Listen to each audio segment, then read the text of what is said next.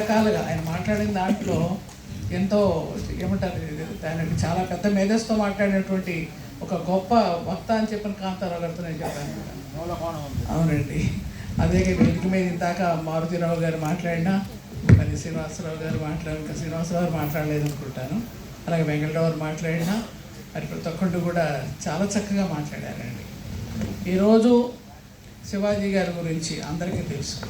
ఎందుకనంటే చరిత్రకారుడైన, ఒక ఉద్యమకారుడైన, ఒక మహామేధావి అయిన, అంతేకాకుండా మరి తల్లి జిజాబాయి యొక్క ప్రేమ ఆప్యాయతలు తెలివితేటలతో పెరిగినటువంటి వ్యక్తిగానే కాకుండా శివాజీ గారు అంటే మనందరం ఎక్కడ పెట్టినా కూడా మనం అనుకుంటున్నాం ఒక మతానికి కాదండి, మీరు ఏమన్నానండి, అన్ని మతాల్లో అన్ని కులాల్లో శివాజీ గారి పేరు పెట్టుకుంటారు. పల్లెటూరు వాటికి కూడా ఎక్కడ పెట్టినా కూడా మా బంధువుల్లో కూడా అనేక మంది, మా ఇళ్లలో కూడా అనేక మంది శివాజీ గారి పేర్లు ఉన్నాయి, మా పిల్లలు కూడా.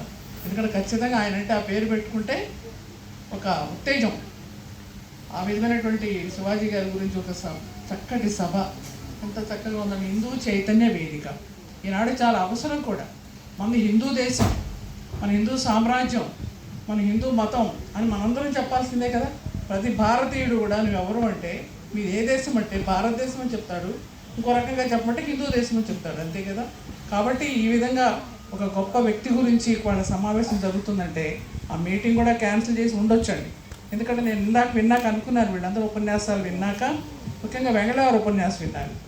ఆయన మాట్లాడుతుంటే అసలు చాలా చక్కగా చెప్పారు. ఒక్క చోట మాత్రం ఏమన్నారంటే, మీరు చెప్పులు వేసుకురావడం గురించి దేవాలయంలోకి అక్కడ చెప్తూ మధ్యలో మగతనం అనే పదం ఏదో వాడారు మీరు అక్కడ వాడారు. దానికన్నా కూడా పౌరుషం, పౌరుషం అంటే అందరూ ఉంటుంది, మగవాళ్ళకైనా ఇక్కడ చాలా మంచి ఉపన్యాసం అండి. నేను ఎప్పుడు కూడా అలాగే గొప్ప గొప్ప ఉపన్యాసాలు వింటూ ఉంటాను, కానీ నన్ను ఉపన్యాసకులు అంటారు కానీ మేము ఎందుకు పనికి వస్తూ ఉంటాం. ఆయన మంది బాబోయ్ చాలా బాగా మాట్లాడారు. కాంతారావు అన్నాను, వాడు ఉపన్యాసం మిస్ అయ్యేదాన్ని మీరు రాకపోతే.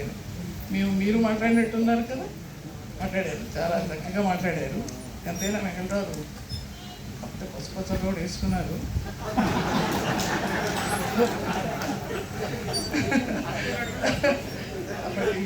శోభాయాత్ర తప్పనిసరిగా సామ్రాజ్యం దినోత్సవం శోభాయాత్ర. శివాజీ గారి గురించి పోరాటం చేశారు. ఇవన్నీ చెప్పుకునే ముందు మనం ఒకటి ఆలోచించాలి, వాడు ఎంత అవసరం అంటే, అటువంటి వ్యక్తులు ఎంత అవసరం మనకంటే, అంత చిన్న వయసులో ఆయన స్ఫూర్తి పొందారు. ఎంత అవసరం అంటే, కాశ్మీర్లో మనం జరిగిన సంఘటన చాలా చూసాం. నక్సలైట్ నిర్దాక్ష్యంగా చంపిన సంఘటన కూడా చూసాం.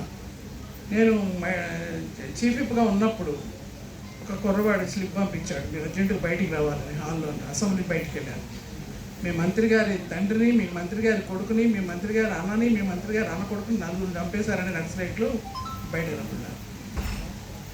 ఏం చెప్పాలి, నేను ఆయనకి నరసింహారెడ్డి గారు, మాదాటి నరసింహారెడ్డి గారు చెప్తున్నారు, నలుగురిని కుటుంబంలో వారితో పాటుగా అసెంబ్లీ వాయిదా వేయించి ఆయన మంత్రికి ఉన్నారు కాబట్టి వెళ్ళామండి. అక్కడ ఏడుస్తున్నారు మహిళలు. ఎవరన్నారు, ఆమెకు భర్త, కొడుకు, మామ చచ్చిపోయారండి. ఈమెకు తండ్రి, కొడుకు, భర్త చచ్చిపోయారని ఇలా చెప్పుకుంటే గుండె కదిలిపోయింది. అంటే ఒక ఇంట్లో ఒక అంతమందిని చంపినప్పుడు ఆ మహిళకి ఆ సంబంధం అంతే కదా. తల్లిగా బిడ్డపోయాడు, భర్త భార్యగా భర్త పోయాడు. ఆ రోజు చూసినటువంటి కదలిక హృదయం కదిలి వేసింది. మన కాశ్మీర్లో జరిగిన సంఘటన.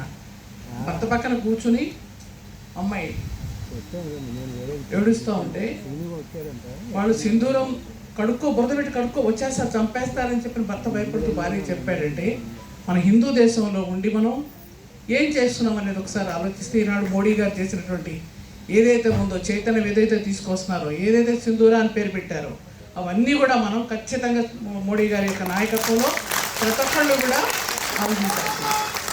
ఇవాళ గర్వపడుతున్నాం. రాజకీయాలు ఉన్నాడు ఉండొచ్చు, ఇంకో రకంగా ఉండొచ్చు, కానీ ఈ రోజున కూటమిలో భాగస్వాములైనందుకు మేము గర్వపడుతున్నాం. ఇవాళ ఇక్కడ రావడానికి కూడా నాకు అర్జెంట్ మీటింగ్ ఉన్నాయి, ఇక్కడ రావాలి, కాంతారావు గారు పిలిచారు, మీరు అందరూ వస్తున్నారని. మీ అందరూ ఉపన్యాసం విన్నాక నిజంగా రోమాలు లెక్కపుడుచుకున్నాయి. కాబట్టి ఖచ్చితంగా నాటకం కూడా చూడాలి. నిజంగా అయితే నాకు ఇష్టం ఇలాంటివన్నీ కూడా. రవీంద్ర భారతంలో ఓపికగా కూర్చుంటా, అందరూ వెళ్ళిపోయినా. కాబట్టి ఈరోజు తప్పనిసరి పరిస్థితిలో నేను అక్కడ అతిథిగా వెళ్తున్నాను కాబట్టి వెళ్ళాల్సి వచ్చింది. ఏది ఏమైనా మన సాంప్రదాయం, హిందూ సాంప్రదాయాన్ని, హిందూ దేశాన్ని ముఖ్యంగా ఛత్రపతి శివాజీ గారిని ఎవరు కూడా మర్చిపోకూడదు, స్ఫూర్తిగా తీసుకోవాల్సిన అవసరం ఉంది.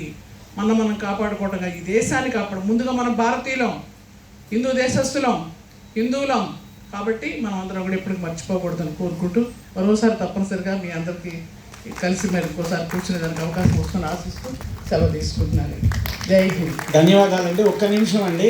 జై శివాజీ, జై శివాజీ, జై భవానీ, వీర శివాజీ, జై భవానీ, వీర శివాజీ, జై శ్రీరామ్, జై జై శ్రీరామ్, జై శ్రీరామ్, జై జై శ్రీరామ్. నాకు 77 ఏళ్ళు ఇంత గట్టిగా